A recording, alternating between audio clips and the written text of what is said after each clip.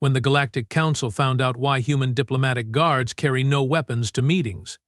Ambassador Vioktar of the Zintillian Confederation adjusted his ceremonial collar as he watched the human delegation approach the Grand Council chamber. The humans had only joined the Galactic Council 3 planetary cycles ago, and they still puzzled him greatly. Every other species brought armed guards to diplomatic meetings. The Creel brought their shock staff warriors.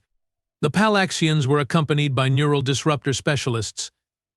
Even the peaceful Mondavi had their famed gravity manipulators. But humans?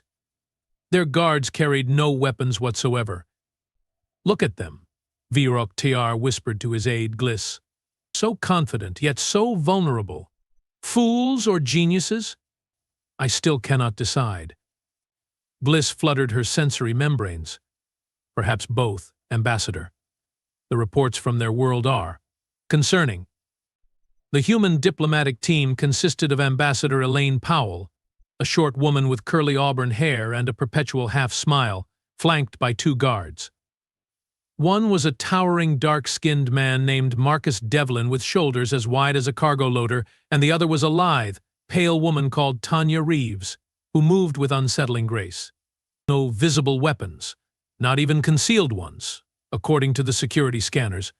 Ambassador Powell, Vioktar greeted, extending his primary manipulators in the traditional gesture of diplomatic welcome. "The Council is pleased by your punctual arrival." Powell smiled. "We humans value time almost as much as you Zintillians value proper introductions, Ambassador Vioktar." Yes, well, he couldn't help but glance at her guards. "Your security detail seems rather, shall we say, minimalist." Powell's smile widened. "Oh, Marcus and Tanya, they are all we need." The huge man, Marcus, gave a curt nod but remained silent. The woman, Tanya, smiled in a way that made Vioktar's exoskeleton feel suddenly too tight. "Fascinating," he replied, trying to mask his discomfort. "The council session begins in 12 minutes. The Creel ambassador has requested a private word with you beforehand." The Creel Powell's eyebrow raised. "Well, isn't that just peachy? Lead the way." As they walked through the grand corridor of the council headquarters on Nexus Station, Vioktar observed the human guards. They seemed to be constantly scanning the surroundings, noting every detail, every person they passed. Their eyes missed nothing. No visible communication devices, yet somehow they appeared to be in perfect sync. "Your guards," Vioktar ventured, "they seem quite attentive." Powell laughed. "That's one way to put it. Marcus spent 15 years in our special forces before joining the diplomatic corps. Tanya has a background that, well, let's just say it's classified at levels even I don't have access to. Yet they carry no weapons," Vioktar pressed. "The Creel ambassador, Dozak, has 6 armed guards at all times, each capable of destroying half this station. Quality over quantity," Ambassador Powell replied with that infuriating half-smile. They arrived at the antechamber where Ambassador Dozak waited. The Creel were massive reptilian beings with armored hides and temperaments to match. Dozak stood nearly 3 meters tall, surrounded by his guards who carried plasma pulse rifles that hummed with barely contained energy. "Human," Dozak rumbled, "your presence in the council displeases the Creel Imperium." Powell didn't even blink. "Good afternoon to you too, Ambassador Dozak. Lovely weather we are having in this climate-controlled space station, wouldn't you agree?" Vioktar nearly choked. No one spoke to the Creel with such casual disregard. Dozak's scales flushed an angry crimson. "Your species has been granted privileges beyond your worth. The trade routes through Sector 19 should have been awarded to the Creel." The council voted. "Democracy's funny that way," Powell said, examining her fingernails. "But democracy," Dozak spat the word like a curse. "A concept for the weak. The Creel take what they deserve." One of Dozak's guards stepped forward, towering over Powell. The security scanners should have prevented any threatening movements, but they remained silent. Vioktar realized with horror that the Creel must have hacked the system. Perhaps the Creel guard growled. The humans needed demonstration of true power. What happened next occurred so quickly that Vroktar's compound eyes could barely process it. Marcus Devlin moved. One moment he was standing passively behind Powell, the next he had somehow redirected the Creel guard's momentum, using the alien's own weight against him. The guard, easily twice Marcus's mass, crashed into the floor with a sound like a cargo container being dropped from orbit. At the same instant, Tanya Reeves had somehow closed the distance to another Creel guard. Her hands moved in a blur, striking what appeared to be random points on the Creel's body. The massive alien froze in place, then collapsed like a puppet with cut strings. The remaining 4 guards raised their weapons, but found themselves suddenly hesitant. Powell hadn't moved an inch. "Gentlemen," she said calmly, "let's not make a diplomatic incident out of a simple conversation." Dozak's breathing had accelerated, his chest heaving with rage or perhaps fear. What kind of technology is this? Our scanners detected no weapons, no enhancements." Powell smiled. "No technology, Ambassador Dozak, just humans." Vroktar couldn't believe what he had witnessed. 2 unarmed humans had neutralized 2 elite Creel guards in less time than it took him to blink his tertiary eyes. Ambassador Powell Vroktar found his voice at last. "Perhaps we should proceed to the council chamber. The session will begin shortly." Of course, Powell nodded pleasantly. "Ambassador Dozak, I look forward to continuing our discussion in a more formal setting." As they walked away, leaving the stunned Creel delegation behind, Vroktar couldn't contain his curiosity any longer. "How did your guards do that? Some form of hidden technology? Psionic abilities your species has concealed?" Powell chuckled. "Nothing so exotic, Ambassador. Humans have been fighting each other for thousands of years. We have gotten rather good at it. Marcus is trained in several martial arts, combat techniques that use an opponent's strength against them. Tanya knows how to temporarily disable nerve clusters in most known species. Without weapons, Vroktar marveled." Ambassador Powell said, her voice suddenly serious. "In human history, we have learned that the most dangerous weapon in any room is the human mind. Everything else is just an accessory." As they entered the Grand Council chamber, Vroktar noticed that the other ambassadors gave the human delegation a wider berth than before.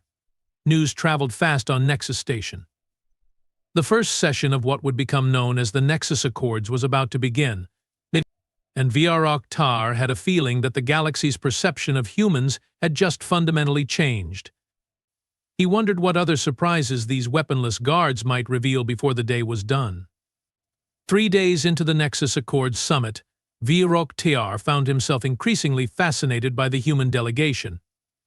The incident with the Creel had spread throughout the diplomatic corps like wildfire, growing more elaborate with each retelling. By the 3rd day, rumors claimed that the human guards had single-handedly defeated the entire Creel security detail, while Ambassador Powell continued casual conversation while sipping her coffee beverage. The truth was impressive enough without embellishment, but Vroktar noticed the humans did nothing to correct these exaggerations. In fact, they seemed amused by them. "Your species enjoys cultivating an air of mystery," Vroktar observed as he and Powell shared a meal in the station's diplomatic lounge. Powell spread a substance called butter on something humans called bread, odd customs, but Vroktar had seen stranger. "Mystery has its uses in diplomacy, wouldn't you agree?"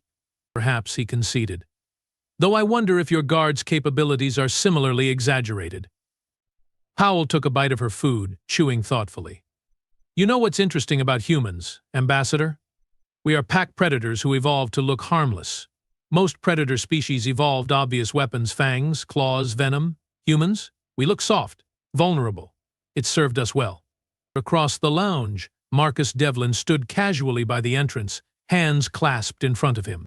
He looked relaxed to the untrained eye, but Vroktar had been watching long enough to notice how the human's gaze continuously swept the room, cataloging threats, planning movements. "You're Marcus." Vroktar nodded in the guard's direction. "He never truly relaxes, does he?" "Occupational habit," Powell replied. "Before diplomatic service, Marcus was what we call a doorman at high-security venues on Earth.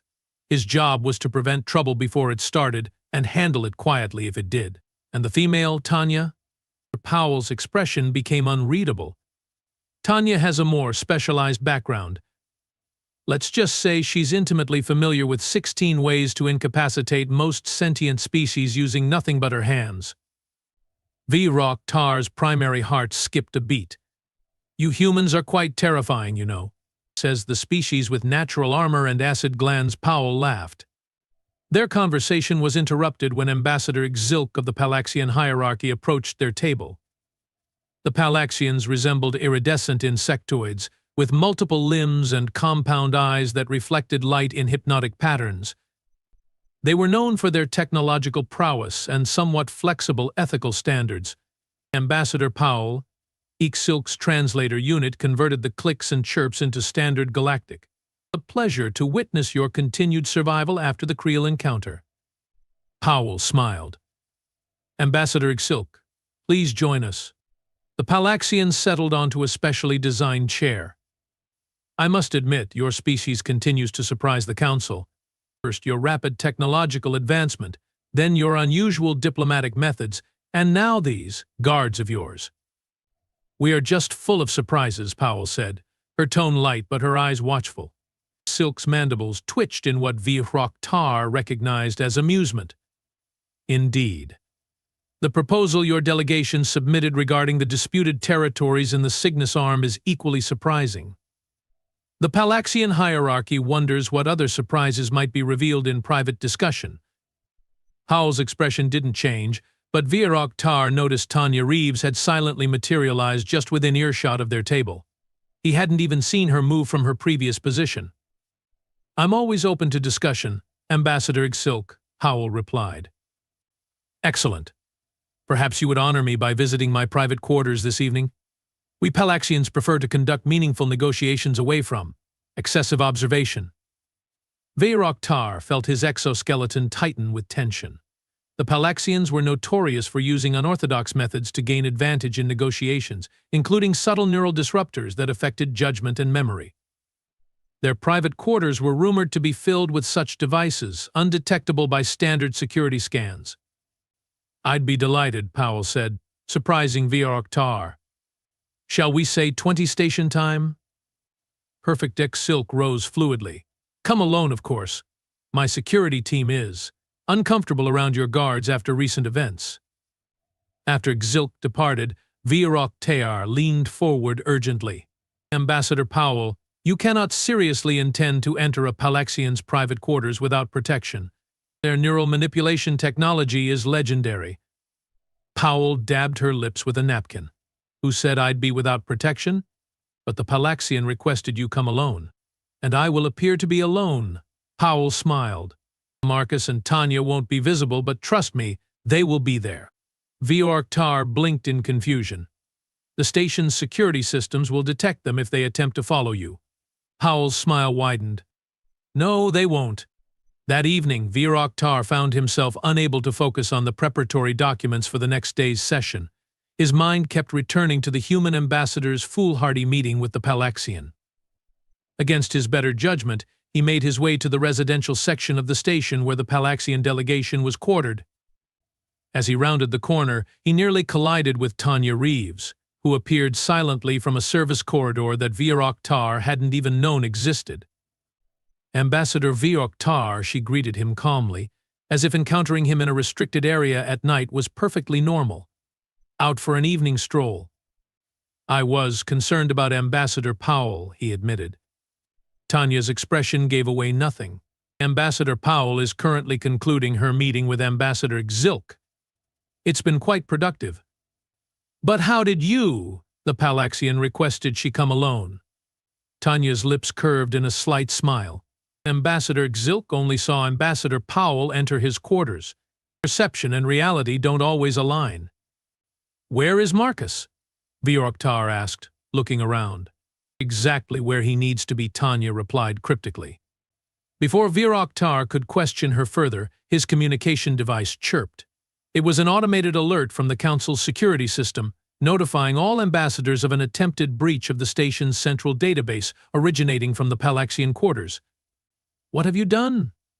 Virok Tar gasped. Tanya looked genuinely surprised. Nothing yet. The door to Ambassador Silk's quarters slid open, and Powell emerged, looking completely composed.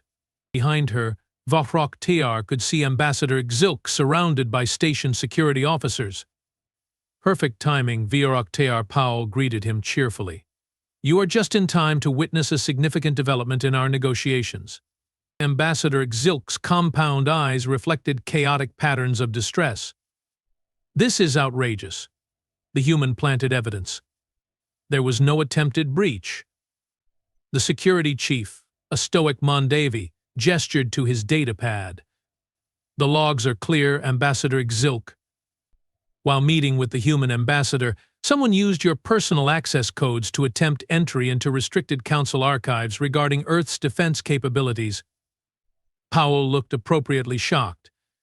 "Ambassador Silk, I'm disappointed. And here I thought we were having such a productive conversation about mutual cooperation." Voroktyar stared at Powell, then at Tanya, then back at the scene unfolding in the Palaxian's quarters. He noticed Marcus Devlin was now somehow standing among the security team, though Voroktyar hadn't seen him arrive. "How?" Voroktyar whispered to Tanya. "Human diplomatic guards are trained in more than just physical protection," she replied quietly. "Marcus has certain skills with electronic systems. I have other specialties. Between us, we ensure our ambassador's safety in all domains, physical, digital, and political." As the Palaxian was escorted away, protesting his innocence, Powell joined Voroktyar and Tanya in the corridor. "Ambassador," she said pleasantly to Voroktyar, "you look troubled." Did your guards frame the Palaxian?" he asked, voice barely audible. Powell's expression became serious. The Palaxian quarters were filled with illegal neural disruptors, configured to influence anyone in the room to reveal classified information. If Ambassador Silk happened to attempt accessing restricted files while those disruptors were active, well, consequences follow actions. "But your guards don't carry weapons," Voroktyar said, trying to reconcile what he knew with what he suspected. "Traditional weapons?" "No." Powell placed a friendly hand on his arm. "But as I told you before, the human mind is the most dangerous weapon. And my guards are very, very well equipped in that department." As they walked back toward the diplomatic quarters, Voroktyar realized that the humans had shown the council something far more frightening than mere physical prowess. Their guards didn't need weapons because they weaponized everything around them: information, systems, perception, and even the actions of their adversaries. And the most terrifying part? They did it all with a smile. The Grand Council chamber buzzed with tension. News of Ambassador Silk's detention had spread throughout the station, creating ripples of unease among the diplomatic corps. The Palaxian hierarchy had sent a replacement ambassador, but the damage was done. No one could look at the human delegation the same way again. Voroktyar found himself in the unenviable position of mediator. As representative of the Zintilian Confederation, traditionally neutral in galactic politics, it fell to him to maintain order during what promised to be a contentious session. "The Council recognizes Ambassador Gorza of the Tulaki Dominion," Voroktyar announced, gesturing to the large, gelatinous being that hovered at the podium. Ambassador Gorza's translucent body pulsed with bioluminescent lights as he spoke. "The Tulaki Dominion formally requests an investigation into human diplomatic practices.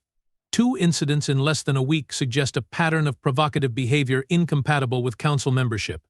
Murmurs of agreement rippled through the chamber. The Creel delegation pounded their appendages on their consoles in support. Ambassador Powell, Voroktyar, turned to the human delegation. "How do you respond to these concerns?" Powell stood, her posture relaxed yet somehow commanding. Marcus and Tanya flanked her as always, silent and watchful. The incidents in question were not instigated by Earth's delegation, Powell stated calmly. In the first case, Creel guards threatened physical violence in a designated neutral zone. In the second, Palaxian representatives attempted unauthorized access to restricted council archives. In both cases, my security detail responded appropriately to clear violations of council protocol. Responded with methods that circumvent our security systems, Ambassador Gorza countered, his body flushing a deep orange. methods that have not been disclosed to the Council as required by Treaty Section 5, Paragraph 12. Powell smiled that infuriating half-smile that Vir-Oktar had come to recognize as a warning sign. Ambassador Gorza, with respect, Earth has fully disclosed all technological capabilities as required. My guards carry no technology that violates Council regulations. Then explain, Gorza demanded, how they managed to enter Ambassador Silk's quarters undetected by station security. I never said they entered his quarters, Powell replied smoothly. A confused silence fell over the chamber. But the security breach, Gorza's translucent form rippled with confusion, was detected and reported by station security. Powell finished for him. My guards simply ensured I was protected during a private meeting that, as it turns out, involved illegal neural disruptors and attempted data theft. Vir-Oktar watched the human guards as Powell spoke. They remained impassive, yet somehow managed to look simultaneously alert and bored. It was an impressive feat of control. Ambassador Dozak of the Creel suddenly rose from his seat, his massive form casting a shadow across the chamber floor. The human lies. My guards report that her protectors possess abilities beyond normal physical parameters. They move with impossible speed and precision. They must be using concealed enhancement technology. Powell turned to face the Creel, her expression pleasant. Ambassador Dozak, your guards attacked a diplomatic representative on neutral ground. That my security detail prevented this without causing permanent harm to your people should be cause for gratitude, not suspicion. We demand inspection. Dozak roared. A full medical and technological scan of these human guards. The chamber erupted in voices, most supporting the Creel's demand. Vir-Oktar raised his appendages for silence, which eventually settled over the room. Ambassador Powell, he said carefully, while unusual, the request is not without precedent.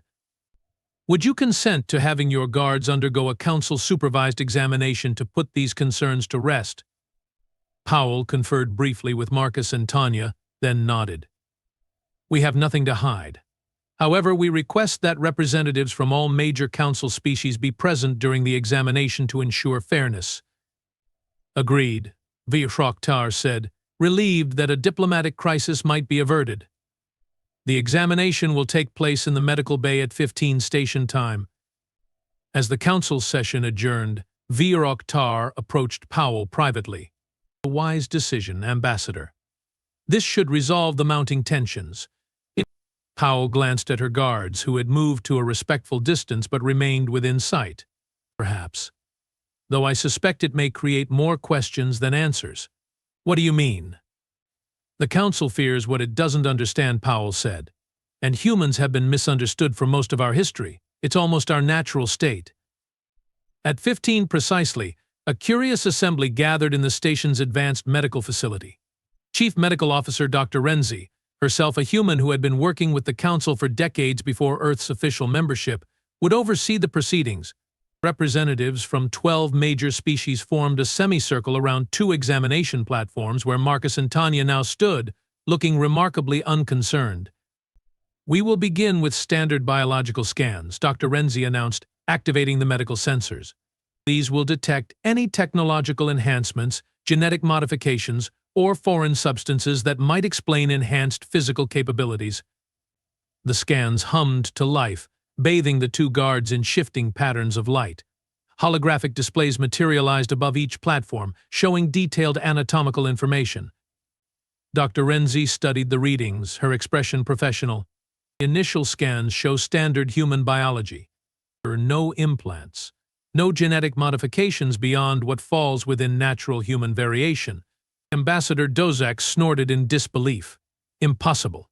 Scan again with higher sensitivity. The scanners are already at maximum sensitivity, Dr. Renzi replied patiently. But I can confirm that these humans have no technological or biological enhancements that would explain their performance against your guards, Ambassador Dozak. Then explain how they move with such speed and precision, Dozak demanded. Dr. Renzi looked to Powell, who nodded permission. Training. Dr. Renzi said simply. Intensive, specialized training that begins in early adulthood and continues throughout their careers. No species can achieve such results through training alone, Ambassador Gorza objected. Dr. Renzi expanded one of the holographic displays, highlighting the human's muscular and nervous systems. Humans have several biological advantages that make them uniquely suited to certain types of combat and stealth operations. Their muscle fiber composition allows for both explosive power and fine motor control. Their proprioception awareness of body position can be honed to exceptional levels. But the speed, Dozak insisted. My guards are twice their mass with reaction times evolved for predatory hunting. Marcus spoke for the first time since the examination began. His deep voice carried effortlessly across the room.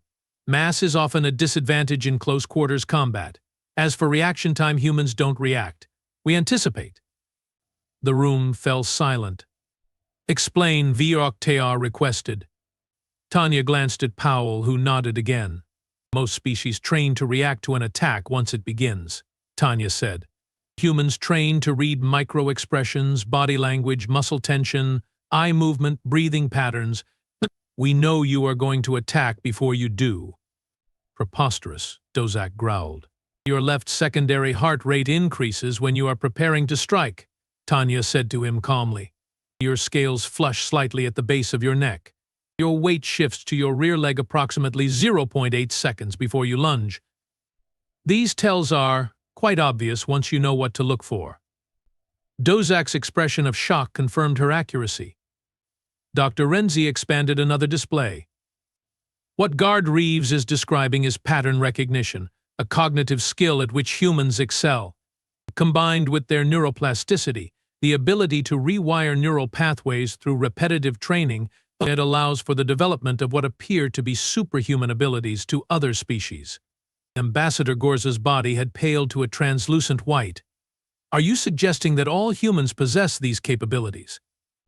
No, Powell interjected. Like any species, humans vary widely in natural abilities and potential. Marcus and Tanya represent individuals who demonstrated exceptional aptitude and then underwent years of specialized training. Training in what, precisely? Vroktar asked. Everything, Marcus answered. Combat techniques from dozens of Earth cultures, psychology, kinesiology, threat assessment, environmental awareness. We study how bodies work, how minds work, and how to use that knowledge for protection. Without weapons, Vroktar marveled. With anything, Tanya corrected. Or nothing. A weapon is just a tool. The mind behind it is what matters.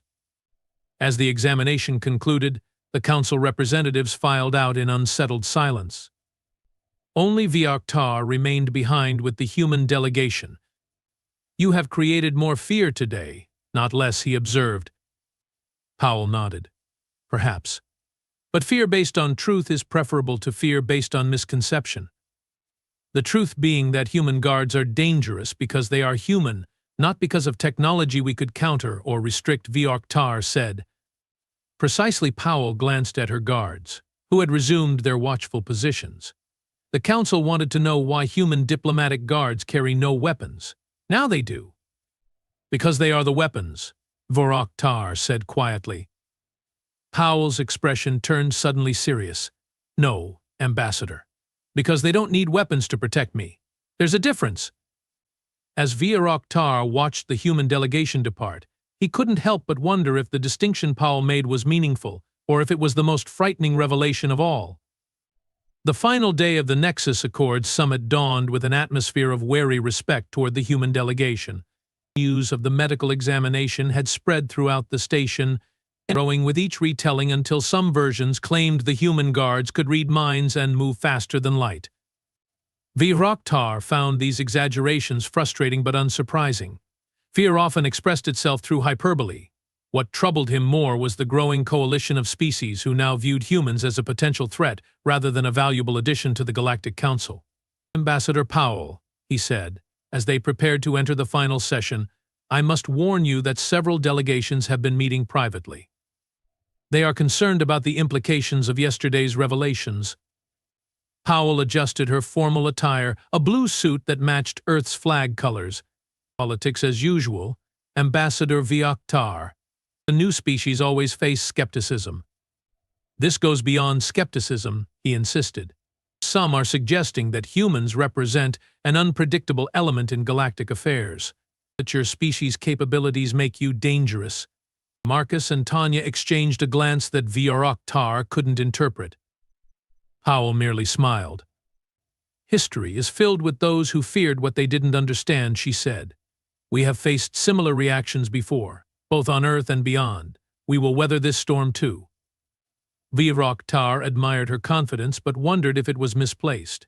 He had come to respect humans during these diplomatic sessions, but also to recognize that other species' concerns weren't entirely unfounded. The Grand Council chamber was filled to capacity as Vioroktar called the final session to order. Representatives from all 97 member species were present, an unusual occurrence that highlighted the significance of the moment. Before we proceed to the ratification of the Nexus Accords, Vioroktar announced, Ambassador Creel of the Jindari Collective has requested the floor to address a matter of council security. Powell's expression remained neutral, but Vioroktar noticed her guards shift subtly, repositioning themselves for optimal coverage of the room. They hadn't moved much, just a slight adjustment of stance, a minimal change in position, but it was enough to give them clear sightlines to every entrance and every delegation. Ambassador Creel floated to the central podium, his vapor-like form condensing into a roughly humanoid shape for formal address. The Jindari were among the oldest council members, respected for their wisdom and fairness. Esteemed colleagues, Creel's melodic voice resonated through the chamber. Recent events have raised profound questions about the nature of humanity and their place among galactic civilizations. A ripple of agreement passed through the assembly. The humans have demonstrated capabilities that, while not technically in violation of council regulations, nonetheless challenge our fundamental assumptions about security and diplomatic protocol. Vioroktar watched Powell carefully. She maintained a polite, attentive expression, giving away nothing. For millennia. Creel continued, the council has operated on principles of transparency and balance. We declare our capabilities openly. We regulate weapons and technology that could threaten the stability of our alliance. Yet now we face a species whose greatest weapons cannot be scanned, cannot be regulated. They cannot be left at the door. The chamber had grown completely silent, every representative focused intently on Creel's words. I speak of the weapon that is the human mind, coupled with their unique biology and cultural development. It's a combination that, as we have witnessed, makes them formidable even when seemingly unarmed. The Creel paused, his form shimmering slightly. The question before us is not whether humans have violated our protocols, they have not. The question is whether our protocols are adequate to address the unique challenges presented by human inclusion in galactic affairs. Ambassador Dozak of the Creel rose without being recognized. The answer is clear. The humans must be restricted. Special protocols must be established. Murmurs of both agreement and objection filled the chamber. Vioroktar was about to call for order when Powell stood, silencing the room with her unexpected movement. The council recognizes Ambassador Powell of Earth, Vioroktar said quickly. Powell smiled, that unsettling half-smile as she took the podium. Marcus and Tanya remained at their positions, seemingly relaxed yet alert to every movement in the room. Ambassador's friends, colleagues, Powell began, her voice warm but carrying an undercurrent of steel. I understand your concerns. Truly I do. Humanity is new to this council. Our ways seem strange to you, perhaps even threatening. She paused, looking around the chamber, making eye contact with key representatives. But I would ask you to consider a simple truth. Every species here evolved under different conditions, developing different strengths and abilities. The Creel possess natural armor and immense strength. The Palaxians have unparalleled technological aptitude. The Mondavi can manipulate gravitational fields with their minds. The Jindari exist in multiple states simultaneously. Powell spread her hands in a gesture of openness. Humans, we are soft-skinned mammals from a high-gravity world with thousands of predator species. We don't have claws or armor or venom. What we have is adaptability, problem-solving, pattern recognition, and yes, when necessary, the ability to fight with whatever tools are available, including none at all. She smiled genuinely now, her eyes crinkling at the corners. But that's not what makes us unique in this council. What makes us unique is our diversity. On Earth, we don't have a unified culture or government like many of your worlds. We have thousands of cultures, languages, perspectives. We argue, we compete, we cooperate, we compromise. And what does this have to do with the security concerns raised? Creel asked, though his tone was curious rather than confrontational. Everything, Powell replied. Because that diversity, that constant clash of ideas and approaches, has taught us something crucial about security and diplomacy. She gestured to Marcus and Tanya. My guards carry no weapons not because human hands are weapons themselves, though they can be, but because true security doesn't come from visible displays of force. It comes from understanding, anticipation, and de-escalation. Powell's voice grew more passionate. For most of our history, humans fought each other. We became very, very good at it. But we also learned, through painful experience, that lasting peace never comes through superior firepower alone. It comes through communication, respect, and finding common ground. The chamber had grown utterly still, every representative captivated by Powell's words. Yes, my guards could disable most threats without conventional weapons. But their primary function isn't to fight. It's to ensure fighting never becomes necessary. They read body language. They assess intentions. They create an environment where violence becomes the least attractive option for potential aggressors. Powell looked directly at Ambassador Dozek. When your guards moved to threaten me, Ambassador, mine didn't immediately counterattack. They neutralized the immediate threat with minimal force, preventing escalation. They could have done much worse, but that would have violated everything we believe about diplomatic relations. She turned to face the entire assembly. Humans don't carry.